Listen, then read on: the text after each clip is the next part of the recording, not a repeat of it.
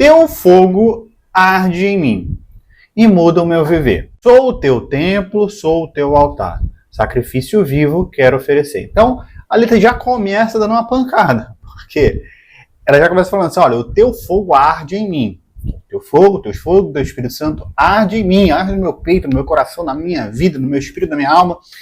E muda o meu viver. E é aí que já até começa a primeira introdução dessa pregação, que é o quê?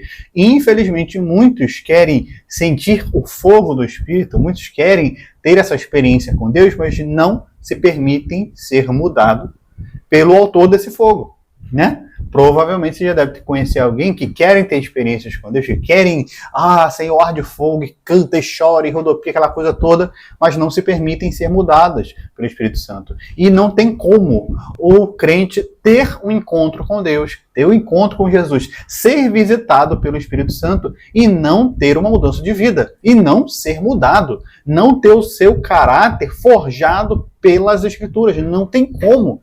Se você vê um crente indo para a igreja, falando que é crente, chorando, falando em mistério, uma série de coisas, mas ele leva uma vida dúbia, uma vida cheia de pecado, cheia de coisa errada, muito provavelmente ele não teve encontro com Deus ainda. Então a gente já começa o início da letra já causando esse reboliço aí, mas vamos que tem mais, olha só. Essa parte do sou o seu templo, sou o teu altar, sacrifício vivo, eu vou falar já lá, mas na frente a gente vai dar um contexto melhor. Aqui nessa segunda parte ele vai falando, olha, que o nosso louvor não seja um momento. Isso aqui é pesado, hein? Lágrimas vazias sem avivamento. Que o nosso amor não seja fingido, honrado com os lábios, nos corações esquecidos.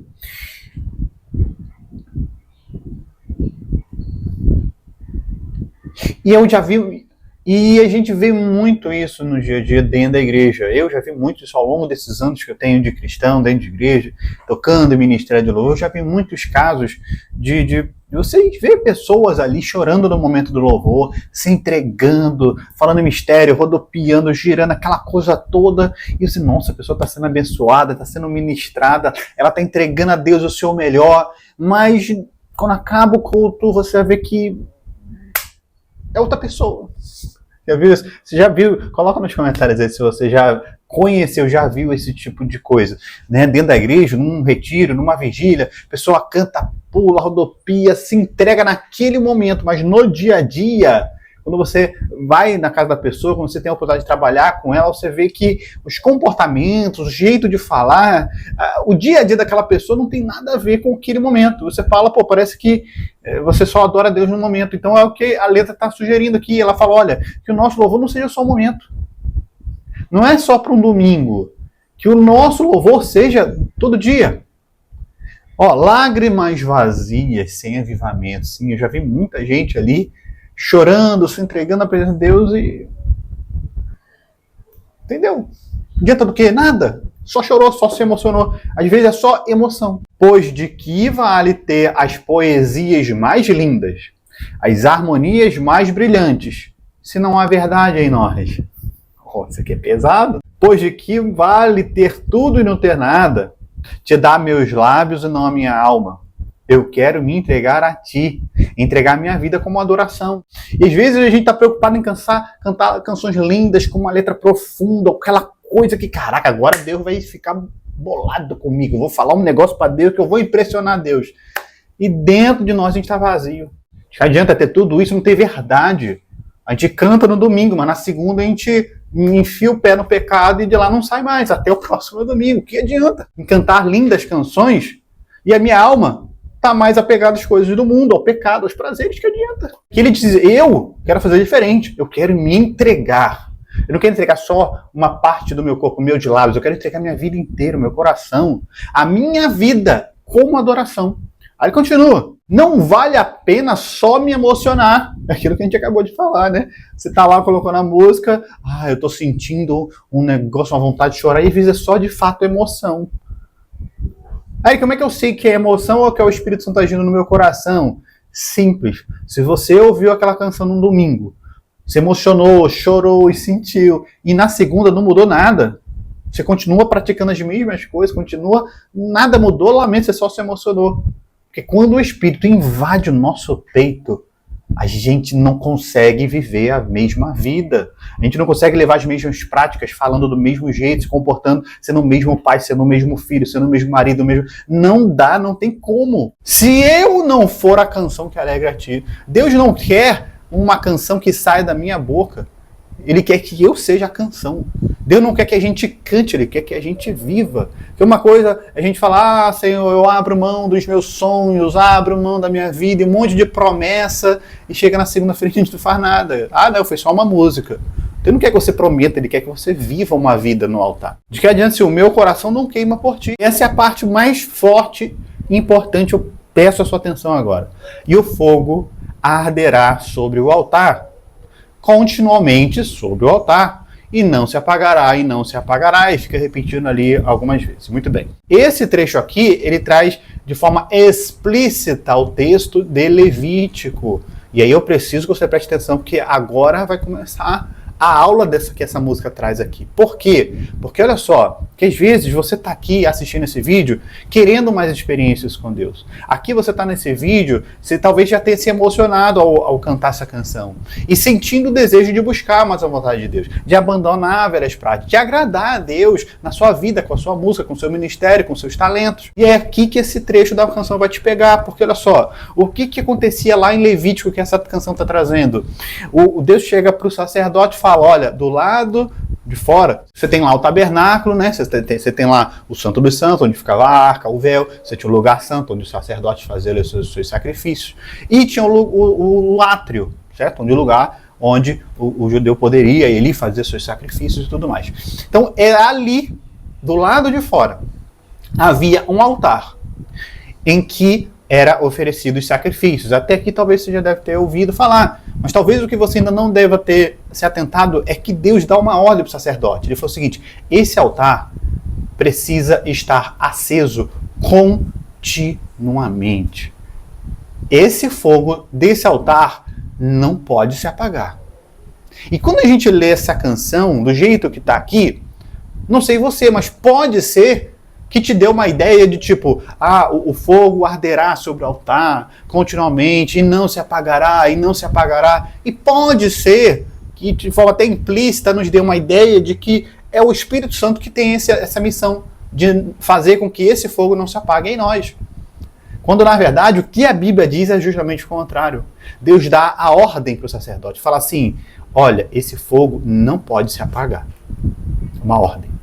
Ou seja, a responsabilidade é sua de fazer com que esse fogo nunca se apague. Então, meu irmão, a primeira coisa que a gente precisa entender, e eu não acredito em coincidência, você não clicou nesse vídeo à toa. Então preste atenção que o Espírito Santo quer ministrar o seu coração. Às vezes você está aqui clamando a Deus por uma experiência, clamando a Deus por algo mais profundo da parte dele, por coisas extraordinárias dele na sua vida. Mas às vezes a gente quer pular essa etapa. A gente quer entrar no tabernáculo, pular a parte do sacrifício direto para o lugar santo, ou até mesmo o Santo dos Santos. E não tem como. Eu preciso passar pelo altar, eu preciso passar pelo sacrifício, e esse fogo precisa estar aceso, porque se não houver fogo, não há sacrifício. Se não houver sacrifício, não há como entrar na presença de Deus. É por isso, e às vezes é exatamente a ausência desse fogo que te deixa preso no mesmo lugar, preso aos mesmos vícios, aos mesmos pecados, e você fica no loop infinito, você não consegue se aproximar de Deus, você não consegue chegar no nível de profundidade com Deus, porque não há fogo. E esse fogo não é responsabilidade de Deus. É Ele sim que acende esse fogo, mas é responsabilidade nossa manter aceso. Às vezes você está no culto de domingo, o Espírito Santo fala ao seu coração, em meio aos louvores, em meio à palavra, profecias, uma série de coisas. Você sai dali naquele momento avivado, você sai dali queimando a presença de Deus. Mas é responsabilidade sua e minha de, na segunda-feira, manter esse fogo aceso. Entendeu? Porque o problema nosso é o quê? Na segunda-feira, não, pode apagar o fogo, no domingo que vem eu acendo de novo, viu? Agora é trabalho, correria, faculdade, tanto problema, né? Não dá, não tem um tempo de... É aí que está o nosso problema. O que nós devemos fazer é manter esse fogo aceso ao longo de toda a semana, no nosso trabalho, com a nossa família, na criação dos nossos filhos. Onde quer que a gente esteja, o fogo precisa estar sempre aceso. Para que haja sacrifício, para que haja o acesso a presença de Deus. E aí, nesse momento do vídeo, a sua pergunta talvez seja: tá, Eric, como eu faço isso? Como manter esse fogo aceso, Eric? Me ajuda. Eu não, a Bíblia vai dizer, lá em Levítico 6, se você for ler, você vai ver que como o sacerdote mantinha aquele fogo aceso. Simples o negócio. Todas as manhãs, ele ia lá no altar, retirava as cinzas, tirava aquela sujeira, jogava para fora do arraial e colocava linhas novas para que o fogo não se apagasse. Ou seja, havia uma rotina diária de tirar as cinzas, jogar fora aquilo que não servia mais, aquilo que não prestasse mais, aquilo que poderia atrapalhar a continuidade ali da brasa, jogava-se fora e colocava novas lenhas ali. Então, meu irmão, às vezes a gente quer profundidade com Deus, a gente quer que manter a chama, mas a gente não quer manter uma rotina, porque há de combinar comigo, dava trabalho. Porque tinha todo um rito, as vestes do sacerdote, tinha todo um ritual, dá trabalho. E também dá trabalho buscar a presença, dá trabalho separar um tempo do nosso dia para buscar a presença de Deus, para ler e meditar a sua palavra, para buscar a presença dele em oração, dá trabalho. Mas é assim que se mantém a chama acesa. Pergunto, na segunda de manhã, quando você acorda, qual é a primeira coisa que você faz? Olhar as mensagens do WhatsApp? Entrar no Instagram e ver na modinha ali, a trend do momento? Qual é a primeira coisa que você faz na sua manhã? O que você faz nas primeiras horas? Todos os dias, na terça, na quarta, na quinta? O que você faz antes de dormir? Você percebe? Dá trabalho. Mas é isso que Deus espera de nós. Todos os dias. Nós precisamos buscar a presença de Deus. Senhor, o que eu preciso tirar da minha vida? Qual é o lixo que está dentro do meu coração? Qual é aquele pecado nojento que eu preciso tirar? Que eu preciso me afastar? Quais aqueles números ali do meu telefone eu preciso excluir? Qual é a parte das minhas vestes que está suja que eu preciso limpar com o teu sangue? Senhor, me ajuda. Isso é manter a chama acesa. E colocar novo combustível. Não adianta você só assistir a mensagem de domingo e esperar o próximo domingo. Não! Todos os dias nós precisamos, a lenha está aqui, cara. A lenha está aqui. Todos os dias nós precisamos buscar novas lenhas para aquecer, para manter acesa a chama de Deus dentro de nós. Quando a gente mantém aceso a chama que o Espírito Santo colocou em nós, aí sim, nós vamos sacrificar a Deus. Nós vamos ser um sacrifício vivo e teremos acesso ao lugar santo dos santos. E teremos acesso ao lugar santo e até o lugar santo dos santos pelo nome de Jesus. Ele que nos dá esse livre acesso. E aí sim nós começaremos a ter experiências extraordinárias com Deus. E quando você começa a entender isso, aí sim você vai perceber que nessa vida tudo é perda se eu não tenho a presença de Deus. E é por isso que eu te recomendo fortemente assistir um pouco do meu testemunho desse canal nesse vídeo aqui. Eu tenho certeza que vai contribuir com esse e eu tenho certeza que o Espírito Santo vai continuar falando ao seu coração. Que Deus abençoe a sua vida abundantemente.